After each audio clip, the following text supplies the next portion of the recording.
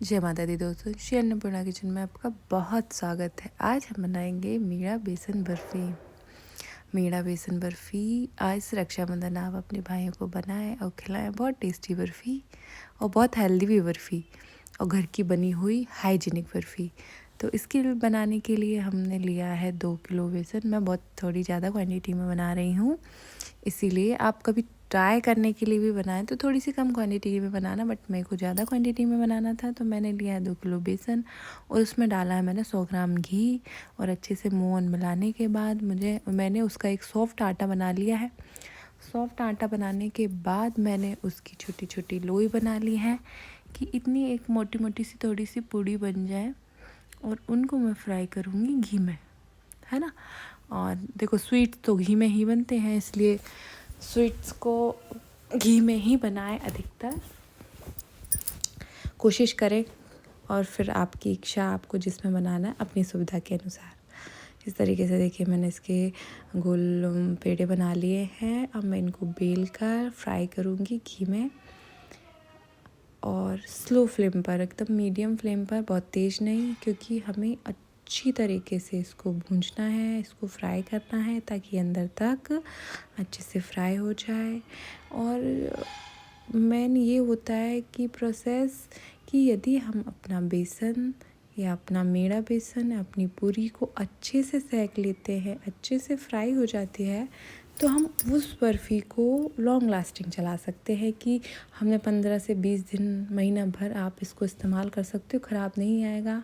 इसमें टेस्ट भी नहीं, इस बोलते हैं ना, स्मेल आने लगती है, बहुत पुरानी हो जाती है तो, या तो कुछ दिन में ख़राब हो जाती। सिर्फ उसमें ये जिन भी बर्फ़ियों में प्रॉब्लम आती है तो उनकी कहीं ना कहीं सिकने में कमी रह गई है, भुंजने में कमी रह गई है, इसलिए ये गलती बिल्कुल ना करें।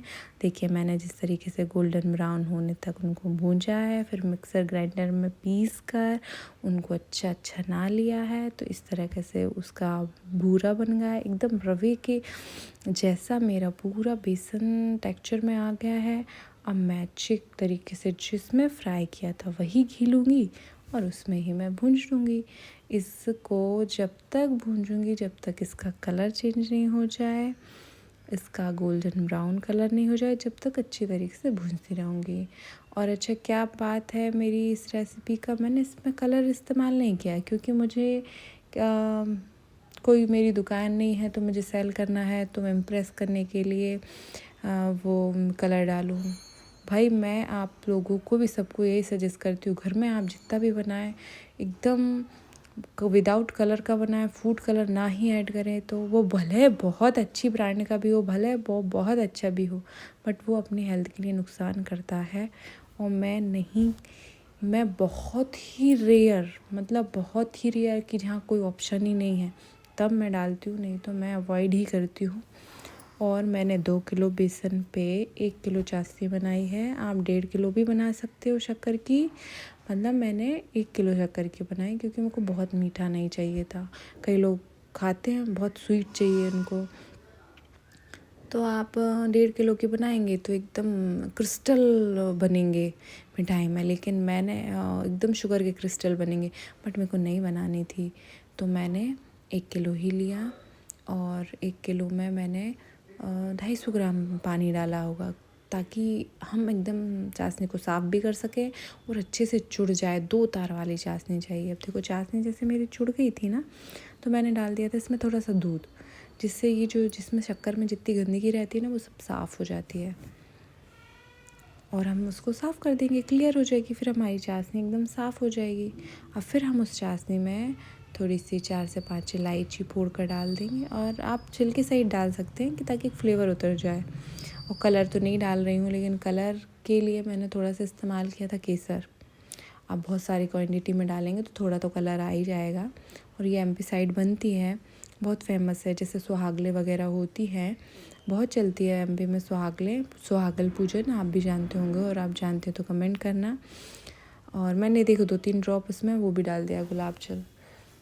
तो बेसिकली ये बहुत कॉमन मिठाई है कि हम लोग इजी, आपको देखने में थोड़ा सा टफ लगेगा, बट हम लोग हर कभी भी बना लेते हैं क्योंकि हम लोगों के आदत हो गई है ये मिठाई की, क्योंकि सभी को, फैमिली में सभी को, बच्चे से लेके बड़ों तक सबको बहुत पसंद है।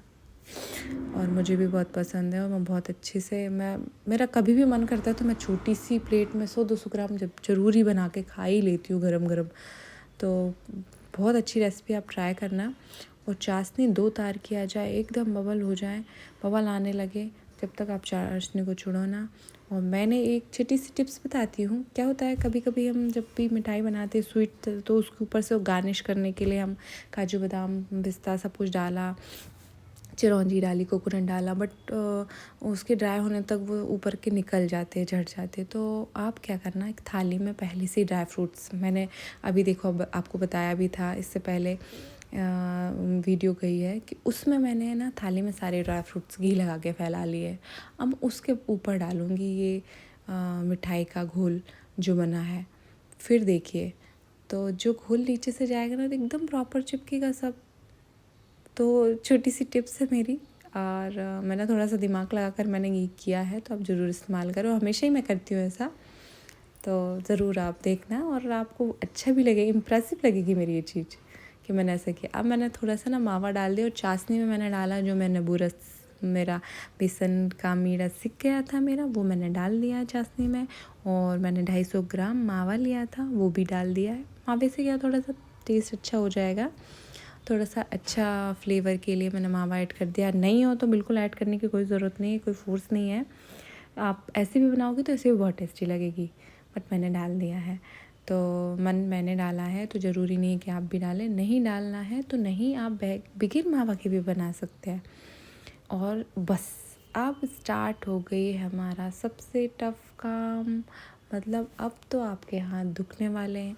यही, सिर्फ यही पूरी रेसिपी में यही सबसे सिर्फ 2 बोलते हैं ना कि 2 सिर्फ टिप फॉलो करना है इसकी।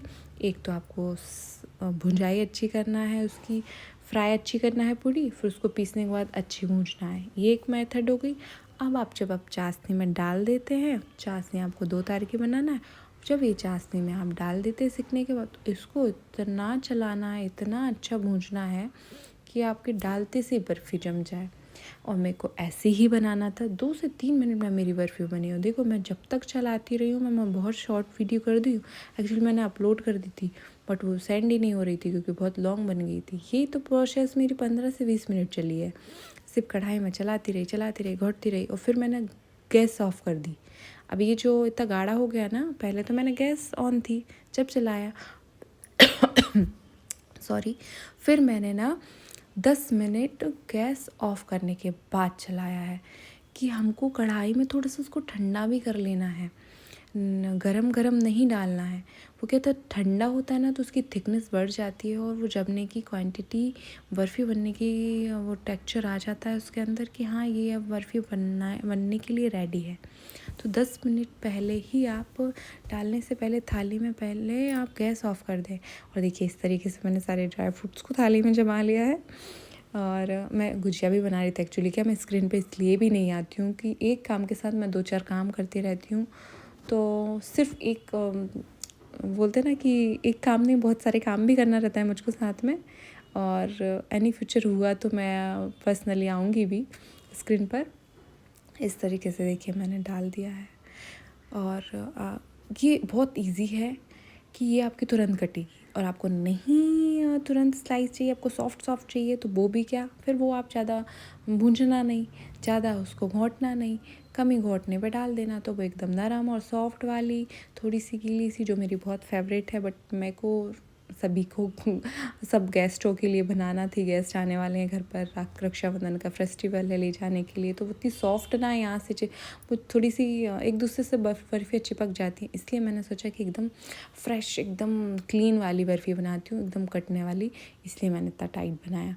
अब इसको क्या करना है, मैं तो क्या करती हूँ, मेरी आदत है, तो थोड़ा सा मैंने घी लगाया हाथ में और ऐसा टैप टैप करके करने लगी। बट आप लोग नहीं करना, नहीं तो आपके हाथ जलेंगे, बोलेंगे दीदी आपने तो किया था, आपने तो ऐसा बताया था। बट मेरी हैबिट है तो मैं कर रही हूँ, आपके लिए मैंने ये ट्रिक निकाली है। तो आपको ऐसा करना है, प्लेट पे लगाना है घी और इससे इसको फैला देना है, फैल जाएगी और चिकनी की चिकनी हो जाएगी, एकदम स्मूथ दिखेगी। अब स्मूथ दिख रही है, देखिए दिख रही है ना, इस मेथड से करना। आप प्लीज़ अपने हाथ नहीं जलाना, क्योंकि और देखिए मैं इसलिए बोलती हूँ, प्लीज़ आप मेरी वीडियो को लाइक करें, शेयर करें, सब्सक्राइब करें और मुझे कमेंट करें अच्छी अच्छी वीडियो के लिए, तो मैं ऐसी प्यारी प्यारी सी टिप्स, प्यारी प्यारी सी रेसिपी आपके लिए लेके आऊँ। देखिए मैंने 2 थाल में डाली थी। देखो मेरी भी हाथ चल रहे हैं, एक्चुअली क्या है ना, मेरी भी स्किन सॉफ्ट है, ऐसा नहीं है कि मेरे हार्ड हो गए हाथ, बट मेरी आदत है कि मैं कर लेती हूँ ये सब काम, क्योंकि मुझे प्यार है मेरी कुकिंग से, मेरे काम से। और देखिए इस तरीके से मेरी 2 से 3 मिनट में तो यार, जैसे ही मैंने प्रेस करके नीचे रखा, फ़र्श पे रख दो आप, नीचे स्टैंड पे रख दो, तो जो है वो टाइल्स की ठंडक है ना, उसके कारण बहुत जल्दी से बर्फ़ी नीचे से ठंडी हो जाती है। और देखिए मैंने काट ली, आपको जिस शेप में काटना है काटिए। मैंने तो स्क्वायर शेप में, छोटी छोटी स्क्वायर शेप में काटी, मेरे को बहुत अच्छी लग रही थी और बहुत अच्छी खुशबू आ रही थी। अच्छा अभी ये ठंडी नहीं हुई है, लेकिन मैंने काटने के लिए मेरी रेडी हो गई और एकदम स्मूथ अच्छी सॉफ्ट वाली बर्फ़ी बन के रेडी है और तुरंत कट गई है। कोई झंझट नहीं कि बर्फ़ी नहीं जमी है, कोई टेंशन नहीं, बगैर टेंशन के एकदम माइंड फ्री होके आप कुकिंग करें बिल्कुल, क्योंकि चीज़ बिगड़ती है तो आपको ठीक करने का सॉल्यूशन भी मिलेगा। और घबराना कभी नहीं कि कोई चीज़ ख़राब हो गई, कोई चीज़ ख़राब हो गई तो भाई ठीक भी होगी। कोई चीज़ यदि बिगड़ी है तो वो अच्छी होने के लिए भी बनी है। मैं कभी डरती ही नहीं हूँ इस चीज़ में कि कभी कोई चीज़ बिगड़ गई। अरे कभी अपनी बर्फ़ी नरम हो गई तो उसको उठा के फिर से कढ़ाई में जब तक भूंजो जब तक वो जमने के लिए तैयार नहीं हो जाए, काहे का टेंशन। कभी अपनी बर्फ़ी पतली हो गई है तो उसमें और भूंज के मीड़ा बना के डाल दो, थोड़ा सा बेसन डाल दो, थोड़ा सा रवा डाल दो, थोड़ा सा घी में भूंज के और चलाते रहो, बन जाए। लोड नहीं लेना है, टेंशन नहीं लेना है, प्यार से एकदम मन में माँ अन्नपूर्णा मैया का ध्यान करके, और बस यही कल्पना करें कि जब हम कुछ भी बनाएं तो सबका दिल खुश हो जाए। फिर देखिए आपका खाना कैसा बनता है, कैसी रेसिपी बनती है। तो रेडी है आज प्यारे प्यारे भाइयों के लिए रक्षाबंधन, अपनी बहनों की तरफ से प्यारी प्यारी मीठा बेसन बर्फ़ी। तो प्लीज़ मेरी वीडियो को लाइक करें, शेयर करें, सब्सक्राइब करें और प्लीज़ ऐसी प्यारी प्यारी रेसिपी के लिए मुझे कमेंट करते रहें, फॉलो करते रहें और खिलाइए इस रक्षाबंधन अपने भाइयों